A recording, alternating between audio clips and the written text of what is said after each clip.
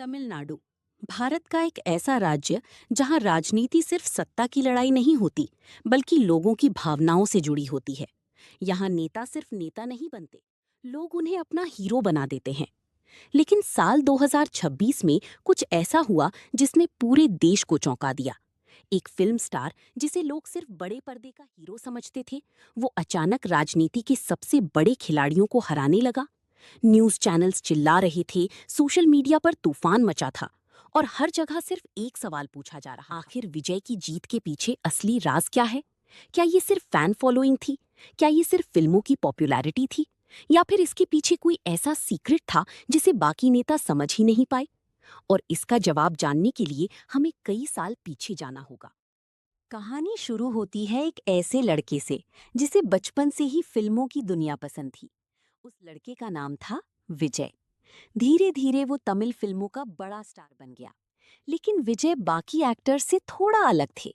उनकी फिल्मों में सिर्फ एक्शन नहीं होता था, बल्कि गरीबों की मदद, भ्रष्टाचार के खिलाफ लड़ाई और आम आदमी की आवाज दिखाई जाती थी। जब लोग थिएटर से बाहर निकलते तो उन्हें लगता जैसे स्क्रीन पर कोई एक्टर नहीं, बल्कि उनका अपना आदमी लड़ रहा है। और शायद यहीं से कहानी बदलनी शुरू हो चुकी थी। समय बीतता गया, विजय की पॉपुलैरिटी लगातार बढ़ती गई। उनकी हर फिल्म फेस्टिवल की तरह सेलिब्रेट होने लगी। लेकिन इसी दौरान एक और चीज क्वाइटली ग्रो हो रही थी, उनके फैंस। शुरुआत में ये सिर्फ नॉर्मल फैन क्लब्स थे, जो पोस्टर्स लगाते थे, बर्थडे सेलिब्रेट करते थे और फिल्म रिलीज पर डांस करते थे। लेकिन धीरे धीरे ये फैन क्लब्स कुछ और बन गए। जब कहीं बाढ़ आती तो विजय फैंस मदद करने पहुंच जाते। जब गरीब बच्चों को बुक्स चाहिए होती तो यही फैन क्लब्स पैसा इकट्ठा करते। जब किसी गांव में लोगों को मदद चाहिए होती तो सबसे पहले विजय सपोर्टर्स दिखाई देते। धीरे धीरे लोगों को लगने लगा कि ये सिर्फ एक्टर के फैंस नहीं हैं, ये ग्राउंड लेवल नेटवर्क है। और शायद यही वो चीज थी जिसे बाकी राजनीतिक पार्टियां समझ नहीं पाई। फिर एक दिन वो हुआ जिसकी चर्चा पूरे तमिलनाडु में होने लगी।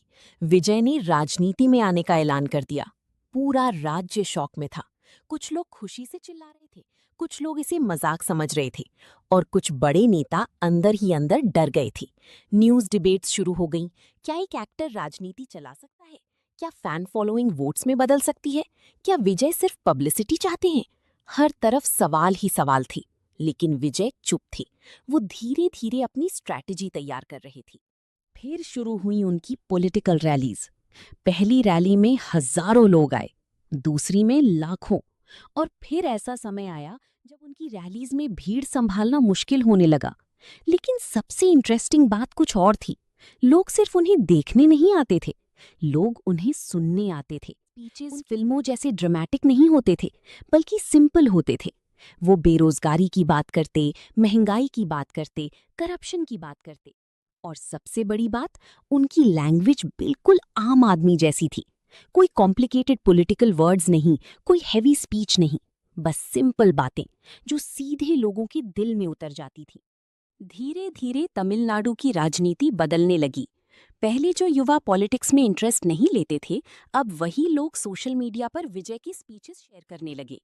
Instagram reels, YouTube shorts, Facebook clips, हर जगह सिर्फ एक नाम ट्रेंड कर रहा था, थलापति। कुछ वीडियोस करोड़ों व्यूज पार कर चुके थे। दूसरी पार्टियां करोड़ों रुपए एड्स पर खर्च कर रही थीं, लेकिन विजय की आर्मी फ्री में इंटरनेट पर माहौल बना रही थी। और यही चीज सबसे खतरनाक थी, क्योंकि अब ये सिर्फ इलेक्शन नहीं रहा था, ये एक मूवमेंट बन चुका था। लेकिन असली खेल अभी शुरू हुआ था। जैसे जैसे चुनाव करीब आने लगा, वैसे वैसे बाकी पार्टियों की टेंशन बढ़ने लगी।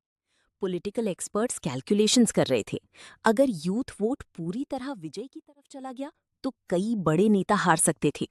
लेकिन पुराने राजनीतिक दलों को भरोसा था कि फैन फॉलोइंग अलग चीज है और वोट अलग। उन्हें लगता था कि लोग आखिर में ट्रेडिशनल पार्टीज को ही चुनेंगे। लेकिन ग्राउंड रियलिटी कुछ और थी।